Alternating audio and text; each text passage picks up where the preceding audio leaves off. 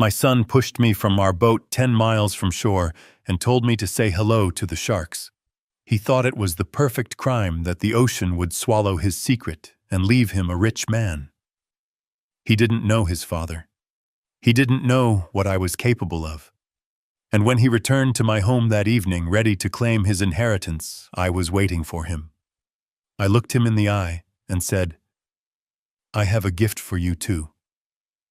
Before I tell you what happened next, please let me know where you're listening to this story from in the comments below. And if you've ever had to prove someone wrong who underestimated you, hit that like button and subscribe for more stories. The Florida sun was a merciless white orb in the sky, baking the August air until it shimmered. The sea was as flat as glass, the surface broken only by the gentle silver ripples of a light breeze. My boat, the Isabel, cut cleanly through the turquoise water, its engine humming a steady, sleepy rhythm. 10 miles out from the coast, the land was just a hazy, dark green smudge on the horizon. Out here, there was only the sound of the engine, the distant cry of a gull, and the profound silence of the open ocean. It should have been a perfect day for fishing. I was rigging a new lure, my old but steady fingers working with the practiced efficiency of a lifetime on the water. My son Mitchell sat across from me, nursing a half-empty can of beer. He wore a pair of expensive sunglasses that hid the top half of his face, and he was smiling. But his smiles never quite reached his eyes. I'd learned to see the difference years ago. "You sure you don't need more sunscreen, Dad?" he asked, his voice slick with a practiced concern that felt hollow. "The sun is brutal today." "I'm fine," I said, not looking up from my task. "My skin is used to it." "Just worried about you," he continued, taking a sip of his beer. "You're 71 now. Gotta be careful." I gave a slight nod, tying the final knot, and casting my line out into the deep.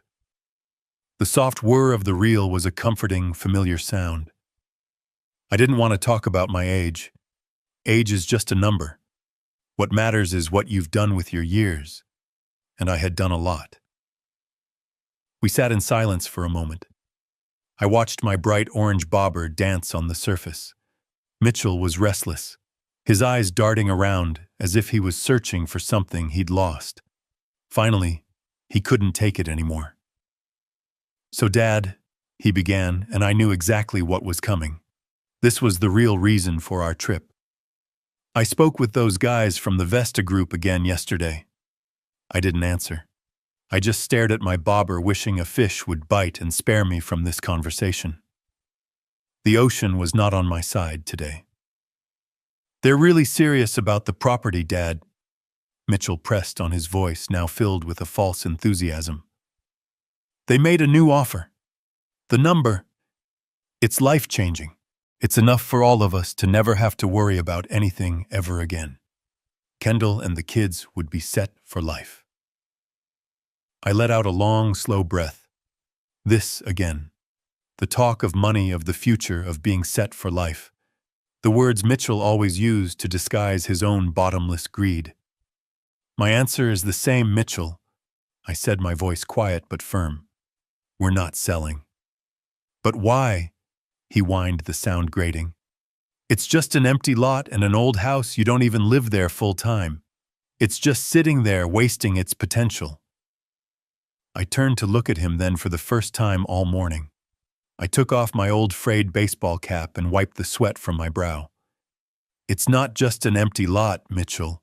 It's where your mother and I built everything from nothing. Every single sea grape tree in that yard was planted by her own 2 hands. That porch is where I asked her to marry me. It isn't some asset for you to put a price tag on." I could see the flash of anger behind his sunglasses. "Mom's been gone for 10 years, Dad. She would want us to be happy. She would want her son and her grandchildren to have a comfortable life. Your mother," I countered, my own voice sharpening, "would want us to honor her legacy. She would never trade those memories for a pile of cash from some corporation that wants to bulldoze it all for another soulless resort for the rich." "That cash isn't soulless," Mitchell snapped, shooting to his feet and making the boat rock. "It's opportunity. It's freedom." You don't get it because you were never ambitious. You were always content with your small old life." His words were like tiny sharp knives, small and old. That's how he saw the life I had built, the life Isabel and I had cherished together. The life of a Marine, a husband, a father. He had reduced it all to those two words. "I am content with what I have," I said, turning away to look out at the sea again. "That's something you'll never understand, Mitchell. You always want more. Nothing is ever enough for you." A heavy silence fell between us, more suffocating than the Florida heat. I could feel his stare burning into the back of my neck. I knew I had pushed him to his limit. We had this same argument a dozen times over the last 6 months, each one more bitter than the last. But something felt different today.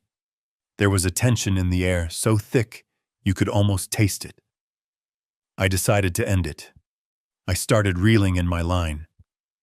"That's enough. We're heading back." "No," Mitchell said. His voice was cold. I paused, turning back to face him. He had sat down, but his body was rigid. "What did you say?" "I said we're not going back until you agree to be reasonable," he stated. I let out a short, harsh laugh. "You don't get to make demands on my boat, son." "Maybe it's not your boat anymore," he whispered, but the words were perfectly clear. A chill ran down my spine, defying the searing heat. I stood up to face him fully. "What did you just say to me?" Mitchell stood up too. Now without the fake smile, his face was that of a stranger. Greedy, cruel, and desperate. "I said," he repeated, his voice a low snarl, "that you are in the way. You are an obstacle to this family's future." "This family?" I demanded, my voice trembling with rage. "The family that I raised you in, that I educated you in, that I bailed you out of debt for time and time again. You call me an obstacle?" "Yes," he shouted, spit flying from his mouth. "A stubborn, selfish obstacle clinging to the past. You don't care about us. You only care about that house, about a ghost." The argument had reached its peak. All restraint was gone. "My answer is no," I said, my voice like steel. "As long as I am alive, that house will stand. You will never get it." It was a mistake. I had said the fateful words. The look on Mitchell's face changed completely. The hot anger vanished, replaced by a terrifying calm, a cold clarity in his eyes. "So the problem is, as long as you're alive, is it?" Before my 71-year-old brain could fully process the monstrous meaning of that question, before my body could react, he lunged. He wasn't an angry son anymore. He was a force of nature, fueled by desperation and greed. The strength of a 40-year-old man easily overpowered me. I felt a tremendous, violent shove in my chest. My feet left the deck. The world became a blur of blue sky, sparkling sea, and the blank, emotionless face of my own son. My world turned upside down. I hit the water with a heavy splash. The shock of the cold and the surprise of the attack forced all the air from my lungs. I surfaced sputtering and choking, gasping for breath. The salt of the ocean burned my throat. When my vision cleared, I saw Mitchell standing on the boat looking down at me. There was no remorse, no panic, only cold, hard calculation. He didn't even shout. He just said, his voice calm and ghastly, loud enough for me to hear across the few yards of water that separated us. "Say hello to the sharks." Then he turned, walked calmly to the helm, and started the engine. The motor roared to life. The Isabel, the boat named for my beloved wife, turned in a wide arc and began to speed away back toward the shore. I was left behind. All around me was an endless expanse of blue. Above me, the vast, empty sky. Below me, the deep, dark abyss. I watched the boat shrink to a white speck on the massive canvas of the sea until it disappeared completely over the horizon. Then there was only me and the silence of the ocean, 10 miles from shore. Alone. The first thing that hit me was the silence. One moment the world was filled with the roar of a boat engine and the furious shouting of my son. The next, there was nothing. only the gentle slap of small waves against my body and the whisper of the wind. The engine sound faded from a roar to a buzz, and then it was gone, swallowed by the immense emptiness of the sea. I was treading water, my clothes suddenly feeling impossibly heavy, pulling me down. The cold was a shock, a physical blow that seemed to seep straight into my bones, a stark contrast to the blistering sun that was still beating down on my head and face. I turned in a slow circle, my heart pounding a frantic, terrified rhythm against my ribs. Nothing. In every direction, the horizon was a perfect, unbroken line, where the brilliant blue of the sky met the deep, dark blue of the ocean. I was the only thing in sight. A single, insignificant speck floating in an endless world of water. The boat was gone. Mitchell was gone. It was a sight so desolate, so utterly final, that my mind struggled to accept it. This couldn't be real. Sons don't do this. They don't look their fathers in the eye and then leave them to die in the middle of the ocean. But the cold water was real. The salty taste in my mouth was real. The burning betrayal in my chest was the most real thing of all. It was a pain far sharper than the cold, a wound deeper than the ocean beneath me. I thought of a little boy with sandy hair, maybe 5 years old, holding my hand on the dock and looking up at me with absolute trust in his eyes. "You'll always keep me safe, right, Daddy?" he had asked. I had promised him I would. Where did that boy go? How did he become the monster who had just sped away without a backward glance? A wave of despair, cold and heavy, washed over me. I was 71 years old. I was 10 miles from shore with no life vest and no hope of rescue. The odds weren't just bad, they were non-existent. For the first time, the sheer crushing reality of my situation began to sink in. He had done it. My son had murdered me. He had just left the ocean to finish the job. A profound and terrible exhaustion took hold of me, a desire to simply stop kicking, to let the heavy water pull me under and end the pain. I was alone, utterly and completely alone. Just as my muscles began to give in to the sweet siren call of exhaustion, a voice echoed in my head. It was a voice I hadn't heard in 50 years, a gravelly roar that could cut through steel. It was Gunnery Sergeant McKinnon, my drill instructor at Camp Pendleton, a man made of leather and fury. I was 19 again, shivering in the cold Pacific, during a night training exercise, my body screaming for me to quit. "Pain is just a feeling, Hayes," he had screamed, his face inches from mine. "Feelings leave. Survival is forever. Now you get your head right and you fight." That memory, sharp and brutal, was like a jolt of electricity to my soul. The despair didn't vanish, but a wall of iron slammed down in my mind, locking it away in a dark room. There would be time for grief later. There would be time for rage. Right now there was only time for the mission, and the mission was to live. The first step was to breathe. Panic makes you gasp. Gasping wastes oxygen and energy. I closed my eyes and focused, forcing my ragged breaths into a slow, steady rhythm. Inhale for 4 seconds, hold for 4, exhale for 4. It was a technique from drown-proofing training drilled into us in a cold, dark pool until it became second nature. They held us under until our lungs burned, teaching us that the body's first enemy isn't the water, it's the panic in your own mind. I could feel my frantic heartbeat begin to slow, the terror receding to a manageable hum in the background. My mind started to clear. Next, the weight. My work boots felt like anchors. My denim jeans were saturated, clinging to my legs like a lead blanket. Sergeant McKinnon's voice barked in my memory again. "Weight is a death sentence, ladies. The ocean will use anything it can to drag you down to hell. Travel light, or you won't travel at all." I took a deep breath, dipped under the surface, and worked at the laces of my boots. They were stiff, but my fingers, though cold, were steady. One boot came off, then the other. I watched them sink into the deep blue, disappearing into the darkness below. It felt like a small victory. I unbuckled my belt and wriggled out of my jeans, kicking them away. Now, in just my shirt and shorts, I felt lighter, more agile. I was no longer fighting my own clothes. I floated on my back for a moment, letting the sun warm my face as I took stock of my situation. This wasn't a hostile environment. It was just an environment. It had rules. Sun, wind, current. My training in reconnaissance and navigation took over.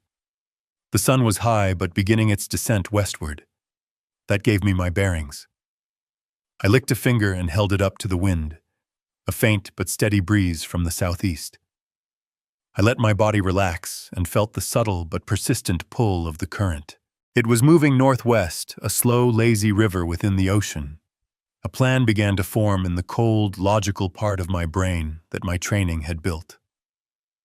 Swimming 10 miles to shore was suicide. But I knew these waters. I had fished them for 40 years.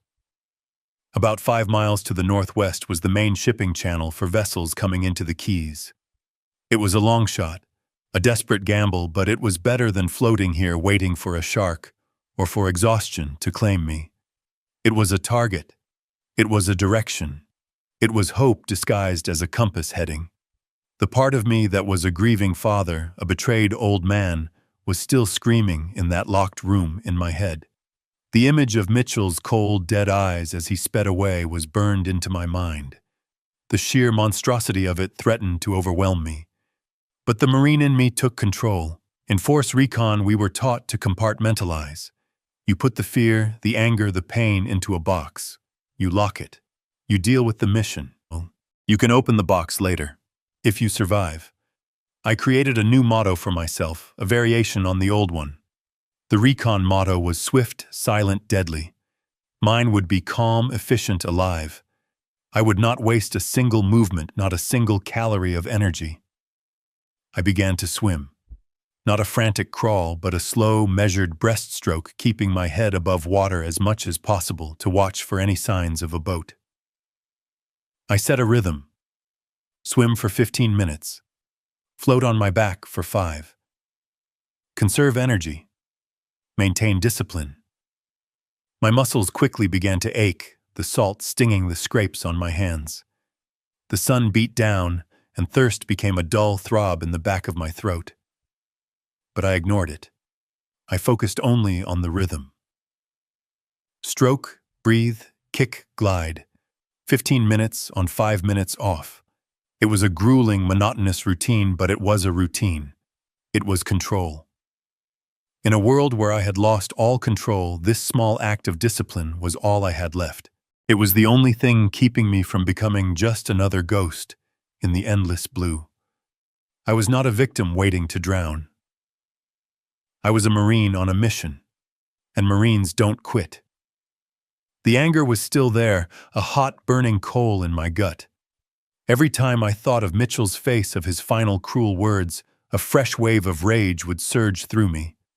For a moment I wanted to give in to it, to scream, until my lungs gave out, to thrash in the water, until I had nothing left. But what would that accomplish? I would die exhausted and full of hate, and Mitchell would win. He would get everything he wanted. He would sell the land, bulldoze the house, and erase every last trace of the life Isabel and I had built. He would desecrate her memory for money. And that thought, more than anything else, is what truly saved me. Suddenly, a memory of Isabel bloomed in my mind, so vivid, it was almost painful.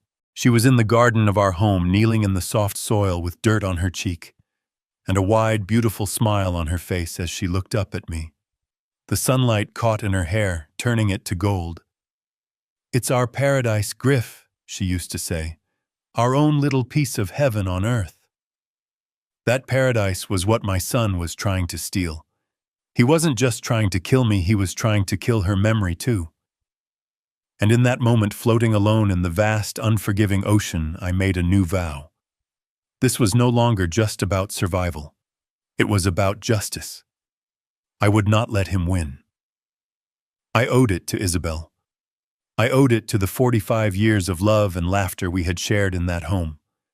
The cold rage inside me didn't disappear. It crystallized. It sharpened into a single, unbreakable point of focus. My new mission was clear. I would live. I would get back to shore.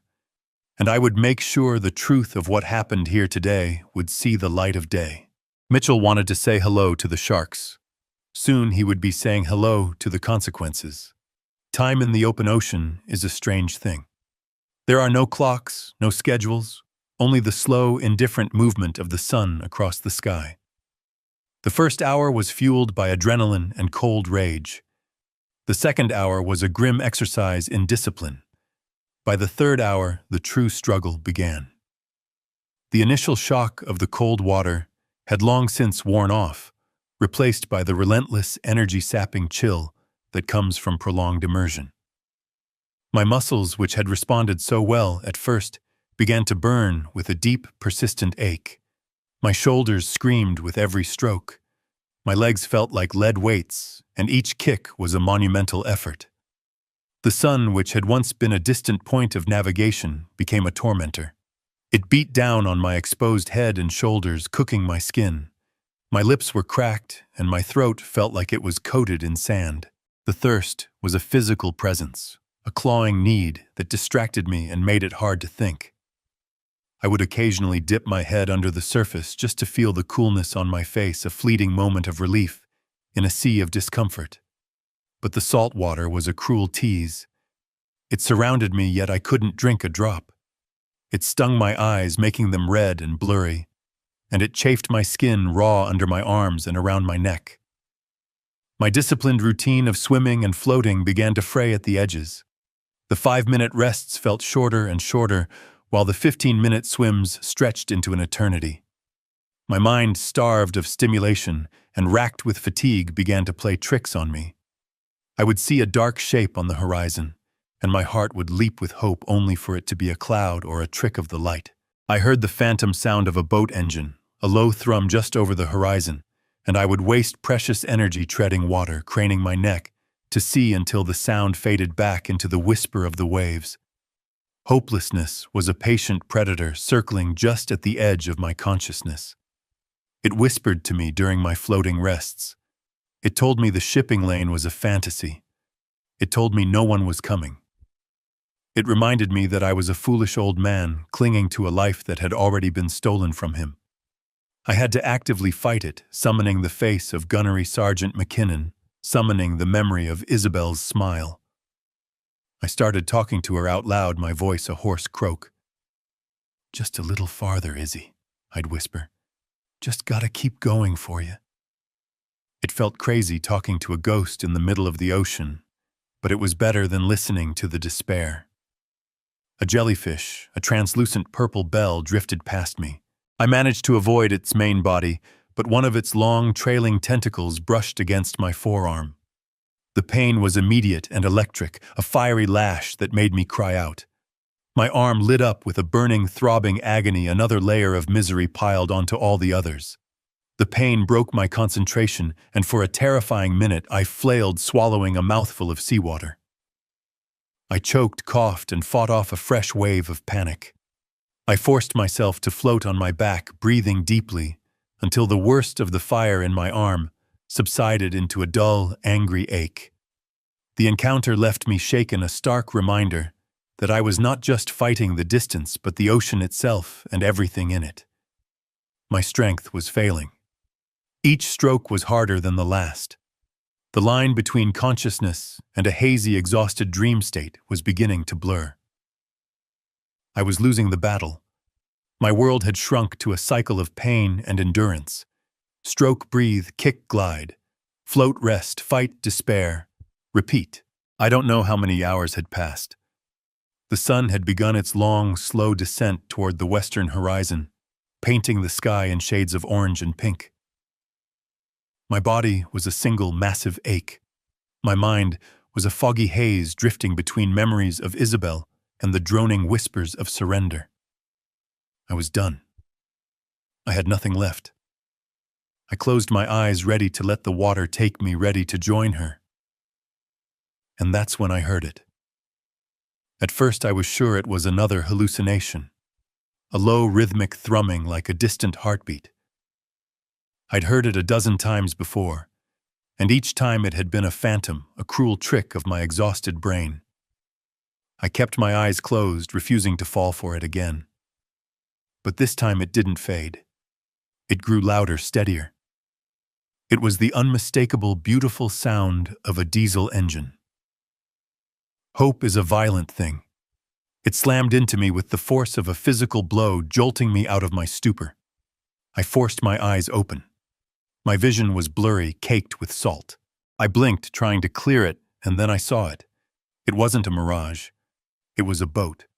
A small, rusty fishing trawler maybe a mile away, chugging along parallel to my position. It was the most beautiful thing I had ever seen.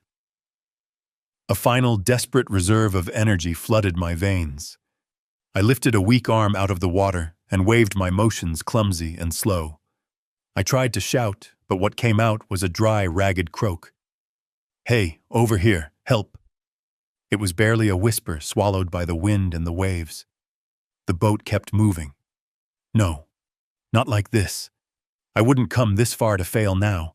I used every last ounce of my strength to push myself up in the water and wave both arms over my head, a frantic, pleading motion. And then the engine sound changed. The boat slowed. It was turning. It was turning towards me. The next few minutes were a blur. The trawler, whose name I could now see, painted on the side, Sea Dog, grew larger and larger until it was looming over me. A man with a weathered face, a thick gray beard and kind, worried eyes looked down from the sid. "Hang on, old-timer," he yelled. A life preserver on a rope splashed down a few feet away. I weakly swam to it, clinging on as he pulled me in. Rough, strong hands grabbed me under the arms and hauled my limp body over the side. I collapsed onto the hard, solid deck, the feeling of something solid beneath me so overwhelming that I almost wept. The fisherman, whose name was Sal, wrapped me in a thick, scratchy blanket and handed me a bottle of water. I drank greedily the cool liquid, a miracle on my parched throat. "What in God's name happened to you?" Sal asked, his voice a low grumble. Even in my exhausted, half-delirious state, my mind was racing. The truth was a weapon, and it needed to be deployed at the right time. Not now. I needed the element of surprise. I coughed, putting on a show of being dazed and confused. "The engine," I croaked, my voice hoarse. "My boat." The engine stalled. I went to the back to check it. I think a rogue wave hit us. Just knocked me clean overboard. I looked at him, trying to make my eyes look scared and lost. My son, Mitchell. He was at the helm. He might not have even noticed I was gone. He must be out of his mind with worry. "We have to call the Coast Guard." Sal nodded, his expression full of sympathy. The story was plausible. The sea was unpredictable. "We'll call him as soon as we get a signal," he said. "Don't you worry. We'll find your boy." As the boat chugged toward the shore, a new thought, cold and strategic, cut through my pain. I couldn't go back to the main marina. Mitchell would be there putting on his show. There would be authorities' questions. I needed to disappear. "Listen," I said to Sal, leaning forward. "I'm still in shock. The thought of all the chaos at the main dock, all the people, I can't face it. There's an old fishing pier in the next cove over, right? Could you just drop me there? I just need a quiet place to sit, to get my head straight, and make a phone call." Sal looked at me a little puzzled, but then he nodded. He probably thought I was just an old man in shock, not thinking clearly. He didn't know that for the first time in many hours, I was thinking with perfect ice-cold clarity. The rescue wasn't the end of my ordeal. It was the beginning of the war. Sal dropped me at the end of the rickety wooden pier as the last light of day faded from the sky. He gave me a final concerned look. "You sure you're gonna be all right, old-timer?" I nodded, forcing a weak smile. "I'll be fine. Just need a minute. Thank you, Sal. You saved my life." He grunted in acknowledgement and steered the Sea Dog back out into the cove, leaving me alone in the gathering twilight. The moment the boat was out of sight, my manufactured weakness vanished. Every muscle screamed in protest, but I forced myself to walk a steady, determined pace off the pier and onto the quiet coastal road. I was a ghost now. Griffin Hayes, the 71-year-old retiree, was officially lost at sea, presumed drowned. This new person, this survivor, needed to move without a trace. My first stop was a small 24-hour convenience store about a mile down the road. The fluorescent lights inside felt harsh and alien after hours spent under the open sky. I walked straight to the ATM in the corner. My bank card was still in my wallet, miraculously. I withdrew $300, the maximum daily limit. Cash was king for a man who didn't want to be found. Transactions leave a digital trail, a breadcrumb for Mitchell to follow if he ever got suspicious. Next, I bought a change of clothes from a rack of tourist apparel. A cheap t-shirt with a picture of a marlin on it, a pair of cargo shorts and flip-flops. I changed in the store's grimy restroom, stuffing my wet, salty clothes into a plastic bag. Looking in the mirror, I barely recognized the man staring back. His face was burned red from the sun, his eyes were bloodshot and haunted, and his hair was matted with salt. He looked like a homeless drifter, which was perfect. No one would look twice at him. My most important purchase was a prepaid burner phone and a top-up card. I paid in cash, activated it right there in the parking lot, and then immediately turned it off. This phone was my new lifeline, a sterile connection to the world that couldn't be traced back to Griffin Hayes. Finally, I needed a place to lay low. Across the highway, the neon sign of a cheap motel. The Sandpiper Inn flickered weakly. It was the kind of place people go when they don't want to be seen. I paid the night clerk in cash for a room at the back. The room smelled of stale cigarettes and bleach, but it had a bed, a shower, and a lock on the door. It was a fortress. I collapsed onto the lumpy mattress, the events of the day crashing down on me in a wave of exhaustion and pain. I was alive. I was invisible. And for the first time since my son's betrayal, I was safe. The ghost was in his new haunt, and now the hunt could begin. I sat on the edge of the lumpy motel bed for a long time, the burner phone feeling heavy and cold in my hand. For this next step, I had only one option, one person in the world I could trust with my life and with the truth. Making this call was a risk. It was pulling someone else into the darkness with me. But I had no other choice. My war required a brilliant general, and I knew exactly who to call. Anya Sharma was more than just my lawyer. She had been Isabel's best friend since they were in college together. She was the maid of honor at our wedding and the godmother to Mitchell. Her loyalty wasn't just professional, it was personal.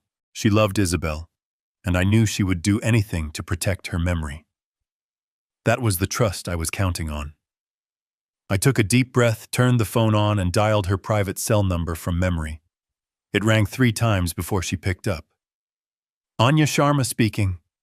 Her voice was as crisp and professional as ever. Anya, I said, my own voice, a low, rough whisper. It's Griffin Hayes.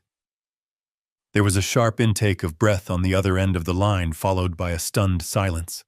I could almost hear the gears turning in her head, the disbelief warring with the recognition of my voice. Griff. My God. Is that really you? They said the Coast Guard called it off. Listen to me very carefully. I cut in my tone, leaving no room for argument. Don't ask questions. Not on the phone. I need to see you. Tomorrow morning, 10 o'clock. There's a small diner called the Blue Heron about 30 miles south of town on Route 1. I need you to be there. Come alone. And Anya, tell absolutely no one. Not your staff, not your family, no one. This is a matter of life and death. Another silence, this one shorter, filled with a dawning understanding. When she spoke again, the shock in her voice had been replaced by steel. 10 o'clock. The Blue Heron. I'll be there, Griff. I ended the call without another word and turned the phone off. The first move had been made. Now I just had to pray it was the right one. The Blue Heron Diner was a relic from another time, a long, narrow building with red vinyl booths and a jukebox in the corner. It smelled of old coffee and frying bacon. I got there 20 minutes early and chose a booth at the very back one that gave me a clear view of the entrance. I sat with my back to the wall, a habit from my service days that had never left me. The waitress poured me a cup of black coffee, and I wrapped my hands around the warm ceramic mug, watching the steam rise. I felt like a soldier waiting for a clandestine meeting in enemy territory. In a way, I was. Anya arrived at 10 o'clock sharp. She walked in looking as poised and professional as ever, in a dark pantsuit, but I saw her eyes scan the room with a nervous energy.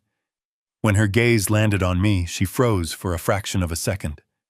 The carefully constructed mask of a high-powered attorney slipped, revealing the shocked and deeply worried face of a friend. She quickly composed herself, walked over and slid into the booth across from me.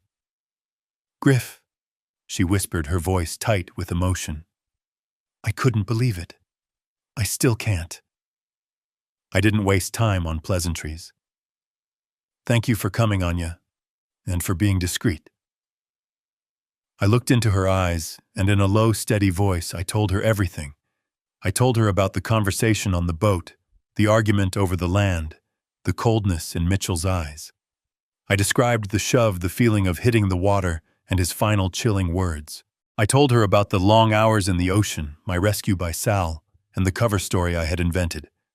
I laid out the facts like a field report, keeping my voice even, pushing down the rage and the pain that threatened to choke me. As I spoke, I watched Anya's face transform. Her initial shock melted into a look of pure horror. Her knuckles turned white as she clenched her fists on the table. When I finished, she was silent for a long moment, her dark eyes blazing with an intensity that startled me. Her first words were not about the law or legal options. They were a low, furious hiss. "That monster. After everything you and Isabel did for him, everything she gave him, he would desecrate her memory like this." In that moment, I knew I had made the right choice. This wasn't just a case for her. It was personal. She was not just my lawyer. She was Isabel's avenger. Then, like a switch being flipped, her personal fury was channeled into a lethal professional focus. She leaned forward, her voice dropping even lower. "Okay, Griff. We are going to dismantle him. We are going to take him apart, piece by piece, legally and completely. But we have to be smart. We have to be disciplined." She began firing off questions. "Does Sal know the truth?" "No," I replied. "He thinks it was an accident." "Good. And no one else saw you come ashore?" "No one." "Excellent," she said, a grim satisfaction in her tone. "Your new job, Griff, is to remain a ghost. You don't exist. Let Mitchell think he's won. Let him get comfortable. Let him get arrogant. Arrogant people make mistakes." She continued, laying out the first steps of our counterattack. "I'm going back to my office and I'm going to pull every document related to your estate. The will, the power of attorney, everything. I'm especially interested in the irrevocable trust you and Isabel set up years ago. If I remember correctly, there's some very specific language in there about protecting the estate from harm.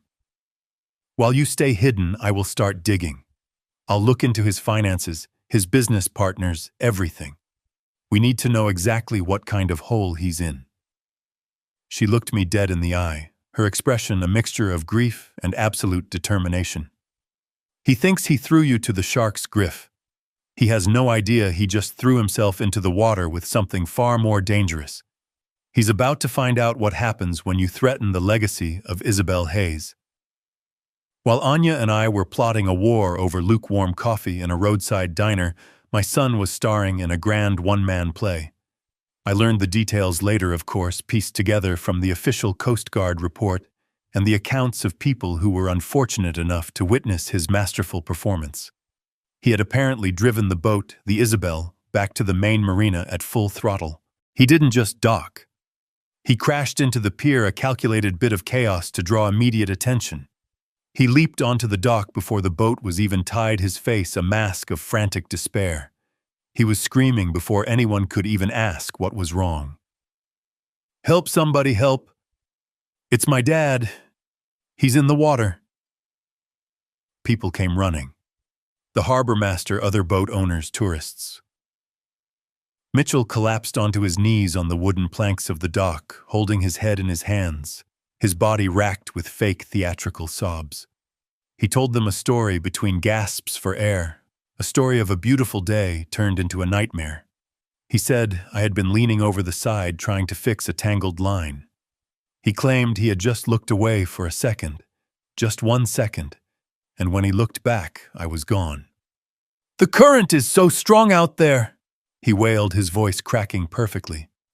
"I circled for an hour, screaming his name. I couldn't find him." He made sure to blame himself, a clever touch to elicit sympathy. "I should have been watching him closer. He's 71, I should have known better." His performance was so convincing that people were patting his back, telling him it wasn't his fault, that the sea can be cruel. In front of this captive audience, he pulled out his phone and made a very public, very loud call to the Coast Guard. His voice was a masterpiece of panicked pleading, giving them our last known coordinates, and begging them to send everyone they could. He established himself on the official record as the distraught son who had done everything he could. His next call was to his wife Kendall. I can only imagine the crocodile tears he shed as he broke the news. He would have told her the plan had worked, but he would have done it in a voice choked with fake grief just in case anyone was listening. For the next few days, as the Coast Guard helicopters flew their search patterns and the cutters crisscrossed the ocean, Mitchell was the very picture of a grieving son. He spent hours at the marina staring out at the horizon with a haunted look. He spoke to a local news reporter, his voice thick with emotion, as he talked about what a wonderful father and pillar of the community I had been. He praised my service in the Marines and begged anyone with a boat to keep an eye out. He was building his alibi not with lies, but with a performance so audacious, so complete, that no one would ever think to question it. He was already burying me, and he was making sure he looked like the perfect, heartbroken son while he did it. 3 days later, the burner phone buzzed against the rickety nightstand. I picked it up on the first ring. It was Anya. I was expecting an update, a bit of information about Mitchell's finances. What I got was the sound of a predator who had just cornered its prey. There was a grim, triumphant excitement in her voice that sent a shiver down my spine. "Griff, I've got it," she said, her voice a low, focused hum. "I have our weapon. And it's better than I ever imagined. It's beautiful." Isabel was a genius. "What is it?" I asked, sitting up straighter. "Do you remember about 20 years ago when you two were doing your estate planning? We set up an irrevocable living trust to hold the title for the Keys property and your main investment accounts." I vaguely remembered. It was a blur of legal documents and confusing terminology. Isabel had been the one who insisted on it. She had a cousin who had lost his family home to a frivolous lawsuit, and she had become obsessed with protecting our legacy. "I remember," I said. "It was to protect the house, to make sure it always stayed in the family." "Exactly," Anya said, and I could almost hear her smiling. "It was to protect it from outside threats, creditors' lawsuits. But Isabel, bless her forward-thinking soul, insisted we add language to protect it from inside threats too. She was worried that after you were both gone, one of the grandchildren might try to force a sale. She wanted to make sure the property was ironclad." Anya took a breath, and I could sense she was getting to the kill shot. "The trust designates you as the sole trustee for your lifetime. You have complete control. Mitchell is listed as the primary beneficiary upon your death. He thinks that by getting rid of you, he automatically gets everything. But he's wrong. He's a beneficiary, Griff, not an owner. And his inheritance comes with terms and conditions. Very, very specific ones." I held my breath, waiting. "In the trust documents," Anya continued, her voice dropping to a conspiratorial whisper, "Isabel had me draft one of the most aggressive in terrorem clauses I have ever seen. Do you know what that is? A terror clause, I asked. That's what the Latin means.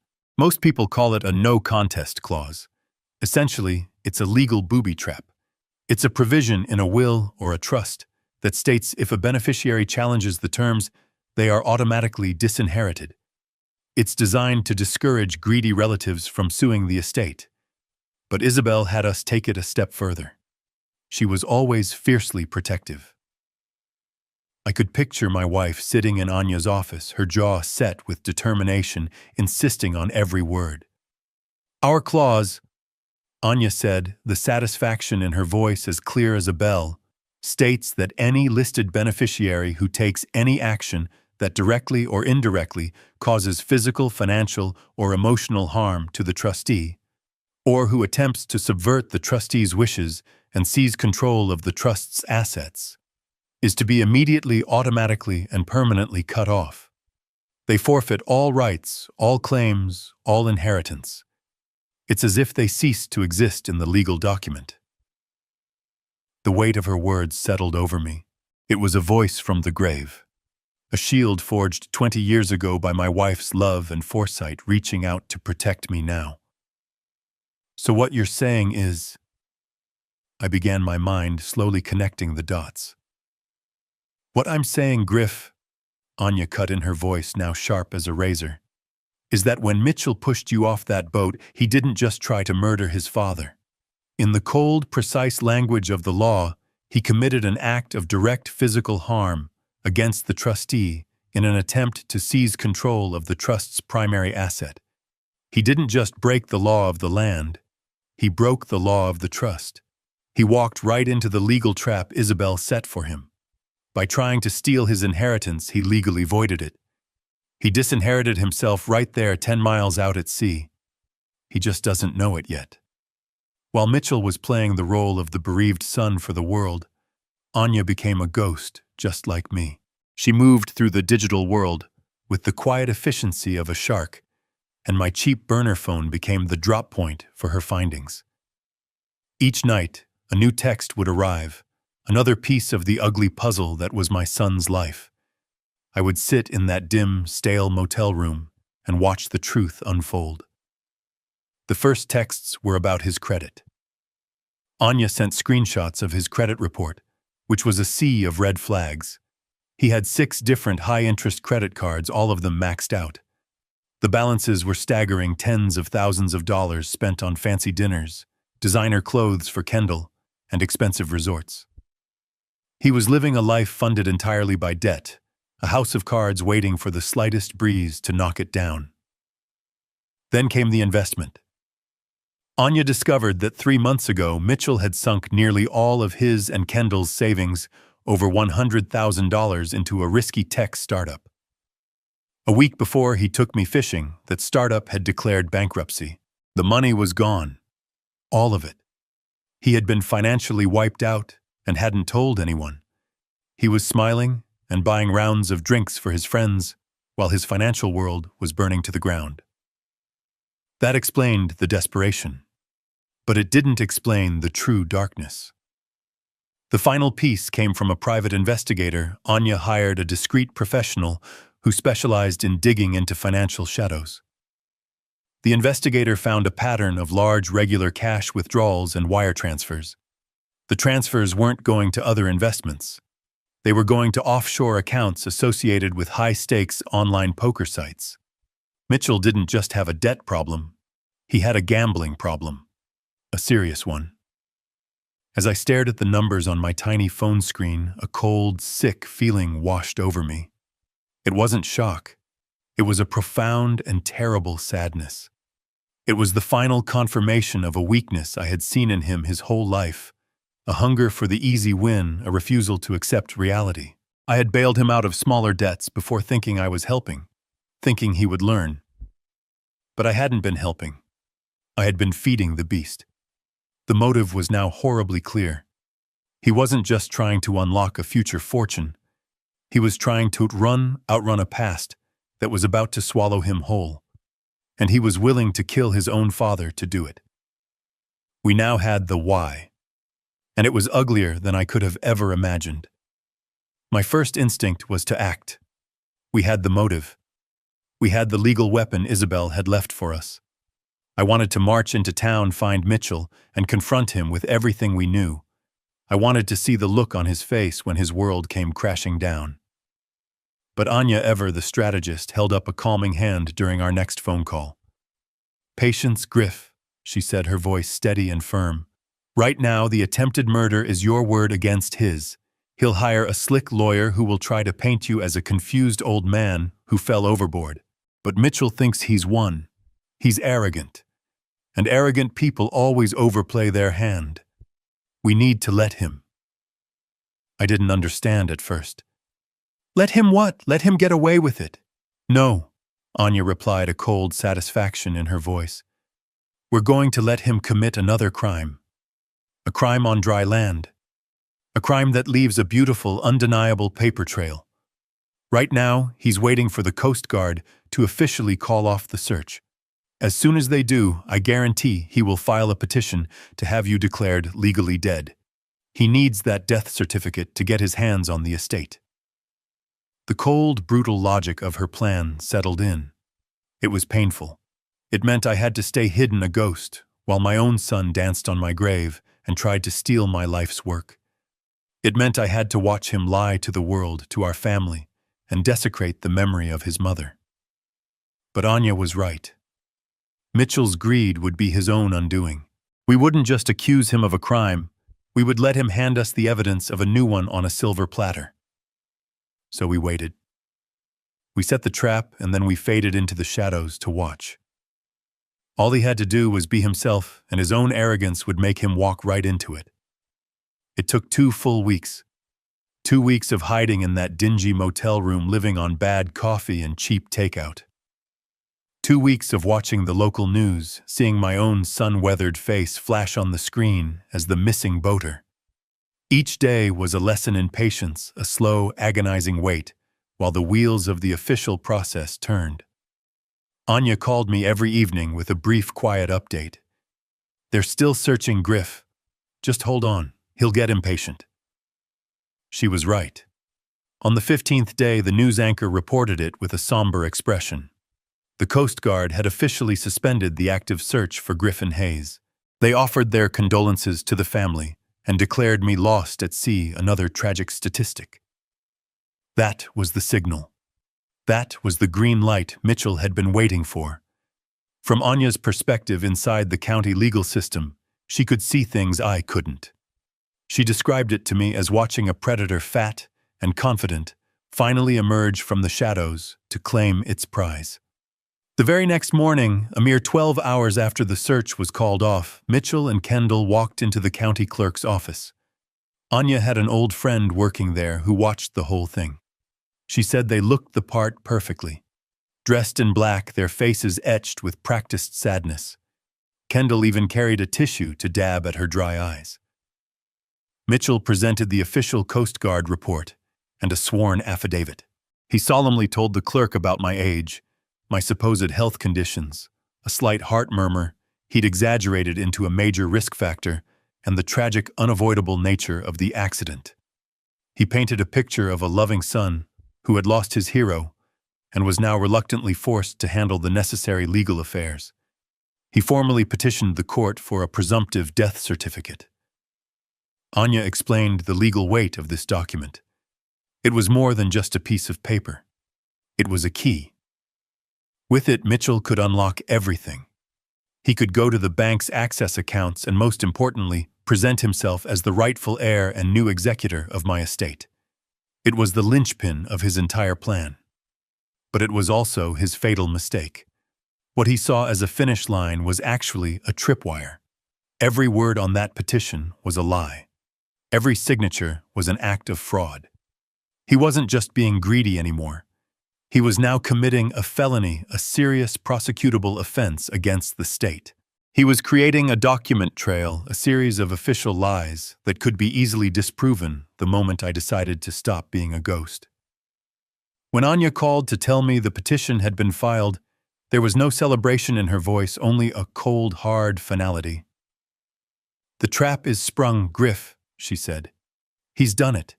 He's officially lied to a court of law. We have him now. We have him on fraud on top of everything else. I felt a profound aching sadness. My son, my own flesh and blood, was so lost, so consumed by his demons, that he was willing to sign a legal document declaring me dead, while I was still breathing, all for the sake of money. The waiting was over. Now it was time to prepare for the reckoning. A little over a month after I was left for dead, my son threw a party in my house. It wasn't a loud, boisterous party, but a quiet, self-congratulatory celebration of a victory he believed he had won. Anya's investigator had to contact a caterer working the event, who told us everything. The scene he described was one of profound desecration. Mitchell and Kendall were hosting two other people in the living room, the one overlooking the sea where Isabel had arranged the furniture just so. A sleek modern architect in a black turtleneck was there, along with a woman in a sharp business suit from the Vesta Development Group. They weren't drinking beer.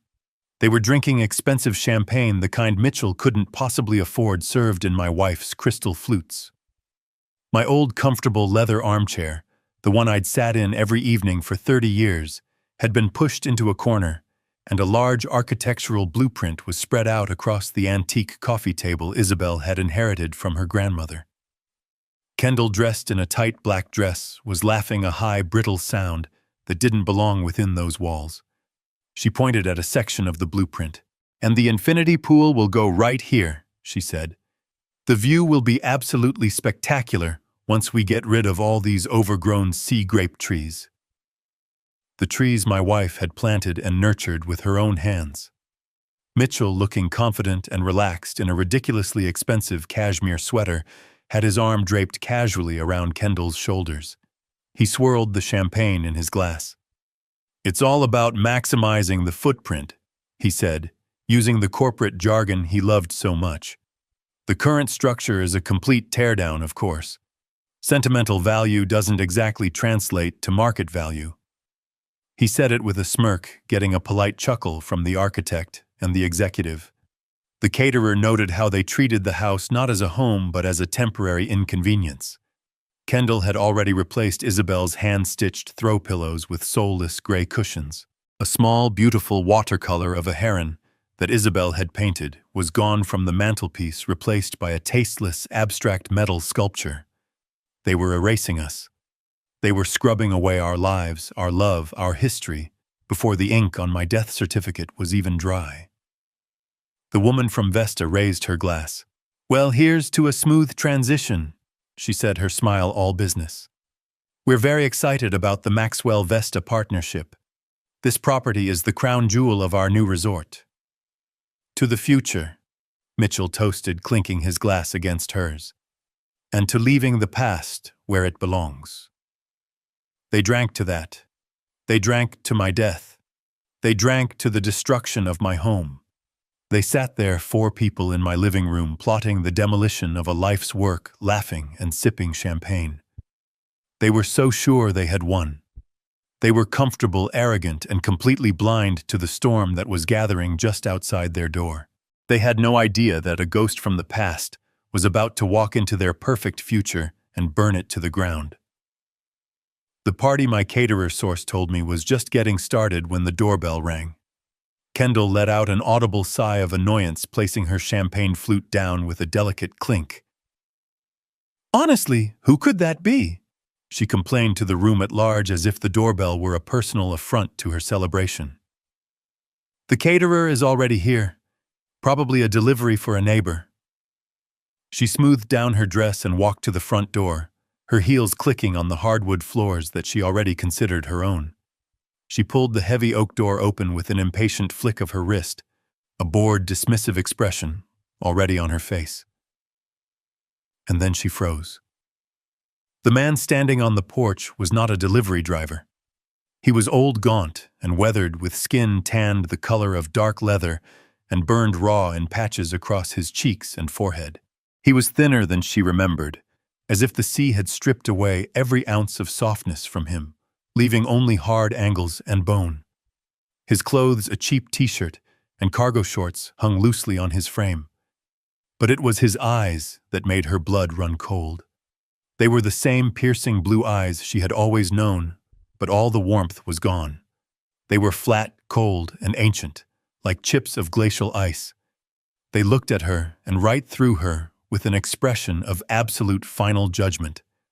For a full second, her brain simply refused to process the information. It was an impossibility, a ghost on the doorstep in the late afternoon sun. Her painted smile faltered, twitching at the corners.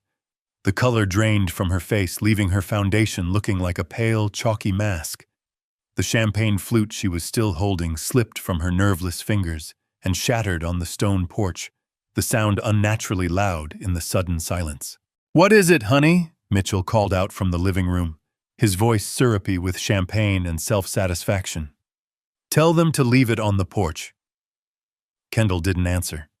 She couldn't. She just stood there, her mouth slightly agape, a small strangled gasp caught in her throat. Mitchell let out an exasperated sigh and got up from the couch. "Honestly, the incompetence," he muttered, walking toward the entryway. He came up behind Kendall, putting a hand on her shoulder. "What's the problem?" he asked, his gaze following hers to the man on the porch.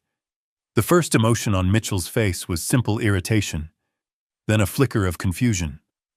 Who was this old vagrant? Then came the recognition. It was a slow-motion tidal wave of horror that washed over his features, erasing a month of arrogance and triumph in a single devastating moment. His jaw went slack. The confident, relaxed posture he'd been holding all afternoon collapsed as if his strings had been cut. His face, which had been flushed with alcohol and success, turned a ghastly, sallow white. His eyes widened, not just in shock, but in a kind of primal, superstitious terror. He was looking at a dead man. He was looking at the impossible. "No," he whispered the word barely audible. He shook his head slightly, as if trying to clear a terrible mirage. It can't be." I said nothing. I just held his gaze, letting the silence stretch, letting him drown in the reality of my presence. I wanted him to feel the full weight of his failed crime crashing down on him. I wanted him to understand that his perfect future had just evaporated. Cha. He stammered, his voice the reedy, terrified squeak of a child caught in a monstrous lie. You're alive. Oh my God. It's a miracle, it's a miracle." He started to put on the act, the muscle memory of his deception kicking in, but it was a pathetic, transparent performance. His eyes weren't filled with relief. They were filled with the sheer terror of a cornered animal. I took a slow step forward, crossing the threshold into my home. Kendall flinched back as if I were a leper. The architect and the executive in the living room were now on their feet, their champagne flutes frozen halfway to their lips, staring at the unfolding drama with confused fascination. I walked right past my son and his wife, my gaze sweeping over the blueprints on the coffee table, the new soulless pillows on the couch, the empty space on the mantelpiece where my wife's painting used to hang. I looked at the champagne bottle chilling in a silver bucket, the half-eaten hors d'oeuvres. A funeral feast. Finally, I turned back to face my son, who was still standing by the door, trembling, his mind utterly broken. I looked him dead in the eye, and my voice, when it came out, was not the voice of the father he knew. It was the voice of the man who had survived the ocean. A voice scraped raw by salt and stripped of all warmth. "There was no miracle, Mitchell," I said, my words dropping into the silent room like stones into a deep, dark well. "There is only the truth. You left a gift for me out there in the ocean. Now, I have a gift for you too." The words hung in the air, heavy and cold, sucking all the oxygen from the room. My gift for him. The friendly, celebratory atmosphere of the party evaporated, replaced by a silence so profound you could hear the frantic pounding of my son's heart. Mitchell's pathetic attempt to feign relief vanished, replaced by the raw, naked terror of a man whose worst nightmare had just walked through his front door. He stared at me, his mouth opening and closing like a fish, but no sounds came out. The gears of his deceitful mind had finally ground to a halt. Kendall, who had been frozen by the door, let out a small whimpering sound. She looked back and forth between me and her husband, her eyes wide with panic, finally understanding that the dream life she had been toasting just moments before was now a pile of ash. The architect and the woman from Vesta Development stood awkwardly by the coffee table, their champagne flutes still in hand. They looked at each other, their expressions a mixture of confusion and dawning horror. They had walked into what they thought was a business meeting and had stumbled into the middle of a grim family apocalypse. The woman, ever the professional, tried to salvage the situation. "Perhaps," she said, her voice strained, "we should come back at a better time. You should stay." I said, my voice quiet, but carrying an authority that made them both freeze in place. "You're part of this. You're the reason he was in such a hurry." I took another slow step into the room, my eyes never leaving Mitchell's. I was a general on a battlefield of my own choosing, and he was a routed soldier with nowhere left to run.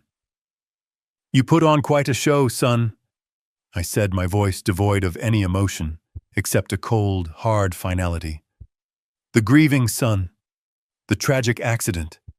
You almost had me convinced." "Dad, please." Mitchell finally managed to choke out, taking a stumbling step toward me. "I don't know what you're talking about. I was so worried I thought you were. You thought I was dead." I finished for him, my voice like ice. "You counted on it. You signed the papers. You popped the champagne. You started carving up my life before my body was even cold." Each word was a hammer blow, and I could see him physically flinch with each one. The lies were gone. The act was over. There was only the ugly truth left exposed and rotting in the middle of my living room. As my final words settled in the silent room, the doorbell rang again, a sharp, piercing sound that made everyone flinch. Mitchell, in a desperate search for any kind of lifeline, looked toward the door, as if a miracle might be waiting on the other phone. "You should get that," I said calmly. "I believe it's for you." I didn't wait for him to move. I walked to the front door myself, my steps steady on the hardwood floors. I opened it and standing on the porch was Anya Sharma, her face a mask of cold, professional resolve. She was not alone. Flanking her were two men in plain suits who had the unmistakable, hard-eyed look of law enforcement. The architect and the executive from Vesta saw them and visibly shrank, trying to melt into the expensive furniture. They now understood this was not a family squabble. This was a crime scene. Anya walked in first, her presence commanding the room. She was holding a thick leather briefcase. She didn't spare a glance for Mitchell or Kendall. Instead, she walked directly to the coffee table and placed her briefcase on top of the blueprints, symbolically crushing their fantasy future under the weight of the law. She opened it and pulled out a thick file folder, placing it on the table with a soft but definitive thud. She finally turned her gaze to Mitchell, and her eyes were merciless. "Mitchell Hayes," she began, her voice crisp and formal, cutting through the tension like a scalpel. "My name is Anya Sharma. I am the legal counsel for the Hayes Family Trust. This," she said, tapping a document on the top of the file, "is a certified copy of the petition you filed 2 weeks ago to have your father, Griffin Hayes, declared legally dead in a court of law. As you can see, your father is standing right here. This document, signed by you under penalty of perjury, constitutes felony fraud." Kendall let out a horrified sob. Mitchell just stared, his face ashen, his mind clearly unable to process the speed of his own destruction. But Anya wasn't finished. She pulled out a second, thicker document bound in a blue cover. "And this is the founding charter of that trust. The one your mother and father established 20 years ago. I'd like to draw your attention to Article 4, Section B, the in terrorem clause. Your mother was very specific about its wording. It states, and I quote, 'Should any beneficiary engage in any action that causes direct physical harm to the trustee in an attempt to subvert the trustee's authority or seize control of the trust's assets, that beneficiaries' rights and claims to any and all inheritance shall be immediately and permanently nullified. By pushing your father from that boat to steal his house, Mitchell, you legally disinherited yourself. You get nothing. You can't prove that. Mitchell finally blurted out, his voice a desperate, cracking shout. It's his word against mine. He's an old man. He fell. It was a tragic accident. I let him finish his pathetic denial. Then I slowly shook my head. You're right, son, I said, my voice quiet. A person's word can be tricky. It's better to have something more reliable. I always did love technology. I reached into my pocket and took out the small, salt-stained personal GPS tracker. I placed it gently on the table next to Anya's files. This device was in my pocket the entire time, I explained. It tracks my location once every minute. It shows a very interesting story. It shows the boat, the Isabel, traveling 10 miles out to sea. It shows it stopping for approximately 8 minutes. And then it shows the boat returning to shore, leaving my tracker and me behind in the middle of the ocean. Mitchell's eyes were locked on the small black device as if it were a venomous snake. His last ounce of fight seemed to drain out of him. Then one of the detectives spoke for the first time, his voice calm and matter-of-fact. He held up a clear plastic evidence bag. Inside was the small waterproof audio recorder I always clipped to the inside of my vest. We recovered this from your father's clothing, Mr. Hayes, the detective said. The digital audio file is perfectly preserved. We heard the entire conversation, the argument about the property, your father's final refusal. He paused, letting the weight of his next words land with surgical precision. And we have a very clear recording of you telling him to say hello to the sharks. That was it. That was the final blow. The sound that came out of Mitchell's throat was not human. It was a strangled, guttural sob of absolute and total defeat. His legs gave out and he crumpled to the floor. Kendall erupted into hysterical, wailing sobs, crying not for her husband, but for the life of luxury that had just been ripped away from her. The two detectives stepped forward, their movements efficient and practiced. They pulled Mitchell to his feet. The only sound in the room was Kendall's weeping and the quiet final click of the handcuffs locking around my son's wrists. The trial was a quiet, somber affair. There was no grand drama, no shocking revelations. There was only the cold, hard evidence laid out piece by piece for the jury to see. Anya presented the case with a calm, surgical precision. The fraudulent death certificate was displayed on a large screen for the court to see my son's signature clear as day. The GPS data from my tracker was shown as an animated map, a digital recreation of my boat's lonely journey back to shore without me. But the most damning evidence was the audio recording. Anya played it in the silent courtroom. The sound of my son's voice, clear and cold, telling me to say hello to the sharks, echoed off the wooden walls. It was the sound of a soul completely devoid of compassion. Mitchell's defense was pathetic. His lawyer tried to argue that it was a misunderstanding, a joke gone horribly wrong. But there is no way to misunderstand the sound of a boat engine speeding away. There is no way to misinterpret the weeks of lies that followed. The jury was out for less than an hour. Mitchell was found guilty on all counts: attempted murder, felony fraud. He was sentenced to 25 years in a state penitentiary. Kendall, found guilty of conspiracy to commit fraud, received a lighter sentence of 3 years. I did not attend the sentencing. There was no victory in watching my son's life end. There was only a profound, bottomless tragedy.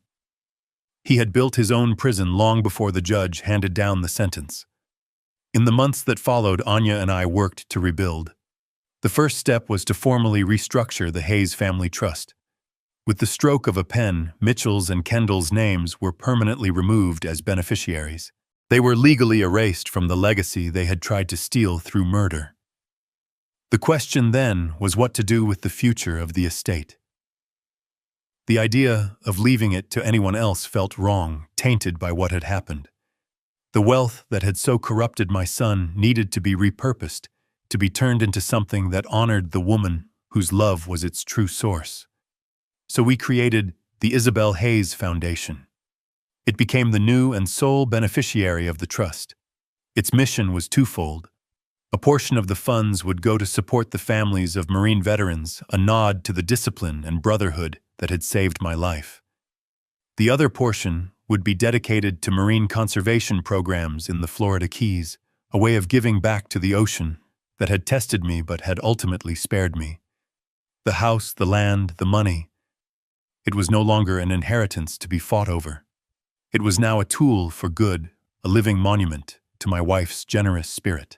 Her legacy would now be one of charity and preservation, a final beautiful triumph over the greed that had tried to extinguish it.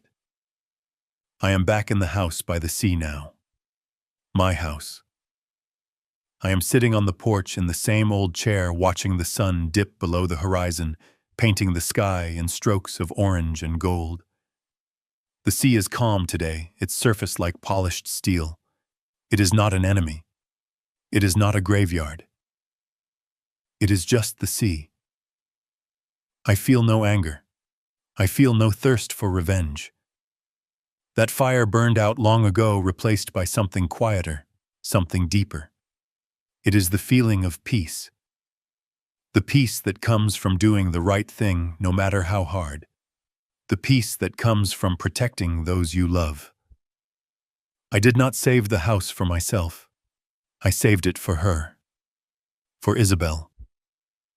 Her memory lives in the whisper of the sea breeze through the grape trees she planted in the warmth of the setting sun on the porch where we dreamed our future. I have done my duty. I have honored my wife, and in the gentle rhythmic sound of the waves washing ashore, I can almost hear her laughing. This story taught me a hard lesson. Greed is a cancer of the soul. It can twist a person you love into an unrecognizable monster, making them believe that a shortcut to wealth is worth more than a lifetime of love and respect. But it also taught me that true strength isn't just in our bodies, but in our convictions. The legacy we build with love and honor is the only thing that truly endures. It is a fortress that no amount of money can buy, and no act of betrayal can ever truly demolish. That is the real inheritance. What would you have done in my shoes? Share your thoughts in the comments below. I'm curious to know how you would have sought your justice. And if you believe that honor and legacy are more important than money, please like this video and subscribe for more stories like this one.